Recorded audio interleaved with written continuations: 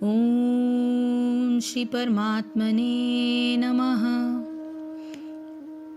एवं परंपरा प्राप्तम् इमं राजश्रयः विदुः सकालेन इह महता योगः नष्ट परंतपः। एवं इस प्रकार परंपरा गुरु परंपरा से प्राप्तम यानी प्राप्त हुआ, इमम इस विज्ञान को, राजश्रयः साधु राजाओं से, विदुः जाना, सह वह ज्ञान, कालेन कालक्रम में, इह इस संसार में, महता महान, योग विद्या नष्ट छिन्न भिन्न हो गया, परंतप हे शत्रुओं को दमन करने वाले अर्जुन। इस प्रकार यह परम विज्ञान गुरु परंपरा द्वारा प्राप्त किया गया और राजर्षियों ने इस विधि से इसे समझा, किंतु कालक्रम में यह परंपरा छिन्न हो गई, अतः ये विज्ञान यथारूप में लुप्त हो गया लगता है। यह स्पष्ट कहा गया है कि गीता विशेष रूप से राजर्षियों के लिए थी, क्योंकि वे इसका उपयोग प्रजा के ऊपर शासन करने में करते थे। निश्चय ही भगवत गीता कभी भी आसुरी पुरुषों के लिए नहीं था, जिनसे किसी को भी इसका लाभ न मिलता और जो अपनी अपनी सनक के अनुसार विभिन्न प्रकार की विवेचना करते। अतः जैसे ही असाधु भाष्यकारों के निहित स्वार्थों से गीता का मूल्य उद्देश्य उच्छिन्न हुआ, वैसे ही पुनः गुरु परंपरा स्थापित करने की आवश्यकता प्रतीत हुई। 5000 वर्ष पूर्व भगवान ने स्वयं देखा कि गुरु परंपरा टूट चुकी है, अतः उन्होंने घोषित किया कि गीता का उद्देश्य नष्ट हो चुका है। इसी प्रकार इस समय गीता के इतने संस्करण उपलब्ध हैं, विशेषतः इंग्लिश में, उनमें से प्राय सभी प्रामाणिक गुरु परंपरा के अनुसार नहीं हैं। विभिन्न सांसारिक विद्वानों ने गीता की असंख्य टीकाएं की हैं, किंतु वे प्रायः सभी श्री कृष्ण को स्वीकार नहीं करते। यद्यपि वे कृष्ण के नाम पर अच्छा व्यापार चलाते हैं, यह आसुरी प्रवृत्ति है, क्योंकि असुरगण ईश्वर में विश्वास नहीं करते, वे केवल परमेश्वर के गुणों का लाभ उठाते हैं। अतएव अंग्रेजी में गीता के एक संस्करण की नितांत आवश्यकता थी, जो गुरु परंपरा से प्राप्त हो। प्रस्तुत प्रयास इसी आवश्यकता की पूर्ति के उद्देश्य से किया गया। इस परंपरा में कर्मयोग का जो लोप होना है, वो उस समय है कि कर्मयोग के रहस्य को जो राजर्षियों द्वारा अनुभव किया गया है, राजर्षि उनको कहते हैं जो परम सत्य का साक्षात्कार कर्मयोग के द्वारा करते हैं।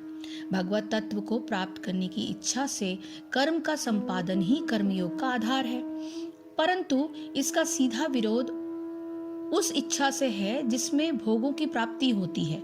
जैसे जैसे भोगों की प्रति आसक्ति बढ़ती है, वैसे वैसे कर्म भोग प्राप्ति के लिए किए जाने वाले लगते हैं, न कि योग प्राप्ति के लिए। इसलिए इस श्लोक में बताया गया है कि काल के प्रभाव से यह योग इस लोक में लुप्त सा हो गया। वास्तव में योग एक अविनाशी तत्व है, जिसका नाश तो कभी नहीं होता, परंतु भोगों के प्रति आसक्ति से वो इस प्रकार छिप जाता है, जैसे सूर्य की गर्मी से उत्पन्न हुए बादल सूर्य की किरणों को पृथ्वी तक पहुंचने से रोक देते हैं। यद्यपि सूर्य की किरणों का लोप न होना बादल के कारण सूर्य दृष्टि से ओझल अवश्य हो जाता है। इसी बात को समझाते हुए भगवान कहते हैं कि तुझे प्राचीन योग बताने का कारण क्या है। मैं जो ये सब बता रहा हूँ, मैं जो हिस्ट्री तुझे समझा रहा हूँ, उसको बताने के पीछे तात्पर्य क्या है, इसे बताते हुए अगले श्लोक की विवेचना श्री कृष्ण द्वारा हो रही है।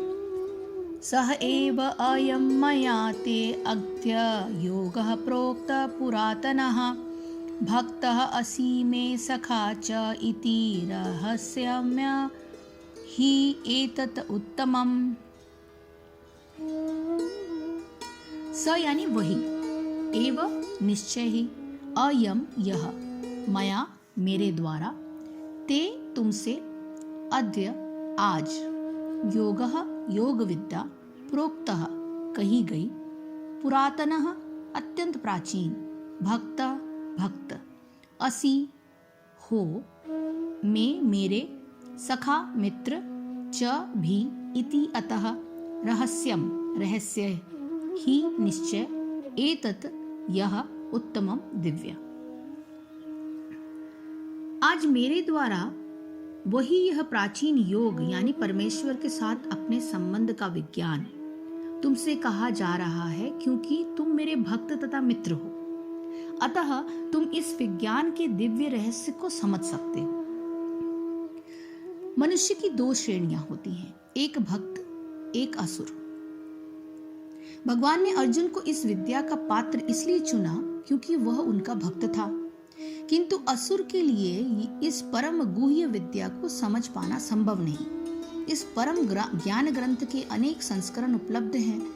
इनमें से कुछ भक्तों की टीकाएं हैं, कुछ असुरों की टीकाएं हैं। जो टीकाएं भक्तों द्वारा की गई हैं वे वास्तविक हैं, किंतु जो असुरों द्वारा की गई है वे व्यर्थ हैं। अर्जुन श्री कृष्ण को भगवान के रूप में मानता है, अतः जो गीता भाष्य अर्जुन के पद चिन्हों का अनुसरण करते हुए किया गया है वह इस परम विद्या के पक्ष में वास्तविक सेवा है। किंतु असुर भगवान श्री कृष्ण को उस रूप में नहीं मानते। वे कृष्ण के विषय में तरह तरह की मनगढ़ंत बातें करते हैं और वे कृष्ण के उपदेश मार्ग के सामान्य जनता को गुमराह करते हैं। ऐसे कुमार्गों से बचने के लिए यह एक चेतावनी है। मनुष्य को चाहिए कि अर्जुन की परंपरा का अनुसरण करे और श्रीमद् भागवत गीता के इस परम विज्ञान से लाभान्वित हो। ये पुरातन योग जब तेरे लिए वर्णन किया है क्योंकि तू मेरा भक्त है, श्री कृष्ण ऐसा बोल रहे हैं, तथा ये योग बहुत उत्तम और बहुत ही मर्म का विषय है। योग की शिक्षा के अधिकारी कौन है, इस बात को बताते हुए भगवान श्री कृष्ण कहते हैं कि योग की सृष्टि के पूर्व में ही सूर्य से कहा गया था और जो योग राजर्षियों के परंपरा में चला आ रहा है, अतः वही योग से अर्जुन से कहा जा रहा है। यदि हम अर्जुन को सब जीवात्माओं का प्रतिनिधि माने तो इसका तात्पर्य ये होगा कि भगवान द्वारा इस योग की शिक्षा उस जीवात्मा को दी जा रही है जो अपने जीवन का उपयोग अपनी स्वाभाविक दिव्यता को प्रकट करके जीवन के परम लक्ष्य आत्म साक्षात्कार को पाना चाहता है, जो साथ में अपने स्वाभाविक और प्रारब्ध द्वारा प्राप्त कर्मों को भी करते रहना चाहता है, जिससे उसकी शरीर यात्रा भी सुगमता से पूरी हो और साथ ही परिवार एवं समाज में कोई अव्यवस्था भी नहीं हो। ऐसे जीवात्मा के लिए भगवान का इस श्लोक में एक बहुत बड़ा आश्वासन है। वे कहते हैं कि इस योग की शिक्षा मैं तुझे इसलिए दे रहा हूँ क्योंकि तू एक तो मेरा भक्त है और दूसरे तू मेरा सखा भी है। ये दोनों शब्द बड़े महत्वपूर्ण हैं। भक्त से तीन आशय लिए जाते हैं। एक तो जो भजन करता है वो भक्त है, दूसरा वह जो अपने को भगवान के भाग में डाल देता है। जीवात्मा स्वाभाविक रूप से ही परमात्मा का अंश है, इसलिए उसके लिए भगवान के भाग में आना स्वाभाविक है, परंतु अज्ञान के कारण वो अपने को संसार के भाग में डाले रहता है। तीसरा भाव यह है कि जो किसी प्रकार भी भगवान से विभक्त ना हो, अलग ना हो। जीवात्मा भगवान का अंश होने के कारण कभी भगवान से पृथक नहीं है, परंतु संसार की उपाधि से उसी प्रकार अपने को भगवान से अलग समझ बैठा है। जिस प्रकार कमरे का आकाश बाहर के आकाश से पृथक नहीं होते हुए भी कमरे की उपाधि से पृथक सा लगता है। सो भगवान की भक्त से जो अंतरंगता है वो यहाँ भगवान जो है एक्सप्लेन करने की कोशिश कर रहे हैं कि भगवान की भक्ति में जो सखा भाव है वो अत्यंत महत्वपूर्ण है। एक सखा की दूसरी सखा से जो अंतरंगता होती है उसमें शरीरों के पृथक होते हुए भी भावना के क्षेत्र में एक ही भाव होता है।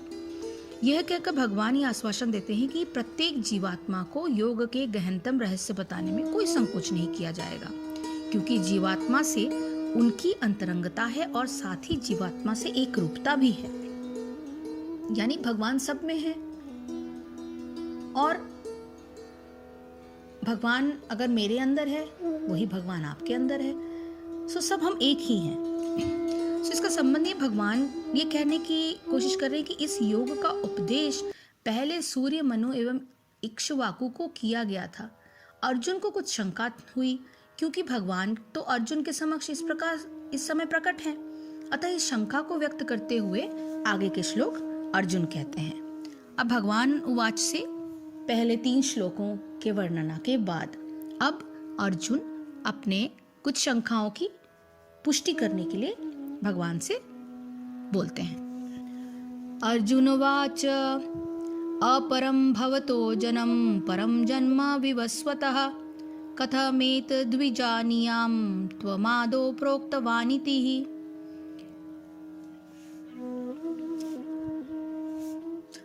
अर्जुन उवाच, अर्जुन ने कहा, अपरम अर्वाचीन कनिष्ठ, भवतः आपका, जन्म जन्म परम श्रेष्ठ, जन्म जन्म, विवस्वः विवस्वतः सूर्यदेव का नाम, कथम कैसे, एतत यह, विजानीयाम मैं समझूं, त्वम तुम में, आदो प्रारंभ में, प्रोक्तवान उपदेश दिया, इति इस प्रकार।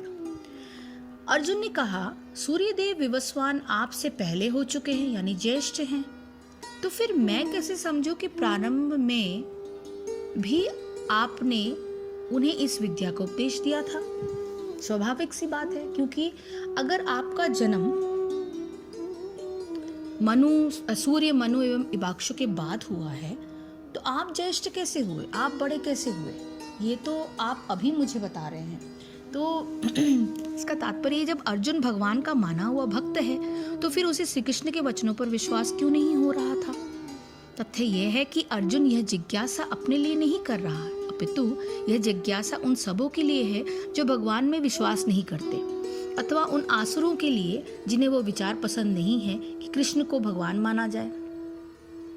उन्हीं के लिए अर्जुन यह बात इस तरह पूछ रहा है मानो वो स्वयं भगवान या श्री कृष्ण से अवगत ना हो। जैसे कि 10वें अध्याय में स्पष्ट हो जाएगा कि अर्जुन भली भांति जानता था कि श्री कृष्ण श्री भगवान हैं और वे प्रत्येक वस्तु के मूल स्रोत हैं तथा ब्रह्म की चरम सीमा है। निस्संदेह कृष्ण इस पृथ्वी पर देवकी के पुत्र के रूप में अवतीर्ण हुए हैं, फिर से वो वापस आए हैं। सामान्य व्यक्तियों के लिए ये समझ पाना अत्यंत कठिन है कि कृष्ण किस प्रकार उसी शाश्वत आदि पुरुष श्री भगवान के रूप में बने रहे। अतः इस बात को स्पष्ट करने के लिए अर्जुन ने कृष्ण से यह प्रश्न पूछा, जिससे वे ही प्रामाणिक रूप में बताएं। सो कृष्ण परम प्रमाण है। यह तथ्य आज ही नहीं, अनंतकाल से सारे विश्व द्वारा स्वीकार किया जाता रहा है। केवल आसुर ही इसे अस्वीकार करते रहे। जो भी हो, चूंकि कृष्ण सर्व स्वीकृत परम प्रमाण है, अतः अर्जुन उन्हीं से प्रश्न करता है जिससे कृष्ण स्वयं बताएं और असुर तथा उनके अनुयायी जिस भांति अपने अपने तोड़ मड़ोड़ करके उसे प्रस्तुत करते रहे हैं, उनसे बचा जा सके। ये प्रत्येक व्यक्ति के लिए आवश्यक है कि अपने कल्याण के लिए वो कृष्ण विद्या को जाने। अतः जब कृष्ण स्वयं अपने विषय में बोल रहे हैं तो ये सारे विश्व के लिए शुभ है। कृष्ण द्वारा की गई ऐसी व्याख्याएं असुरों को भले ही विचित्र लगे, क्योंकि वे अपने ही दृष्टिकोण से कृष्ण का अध्ययन करते हैं, किंतु जो भक्त है वे साक्षात कृष्ण द्वारा उच्चारित वचनों का हृदय से स्वागत करते हैं।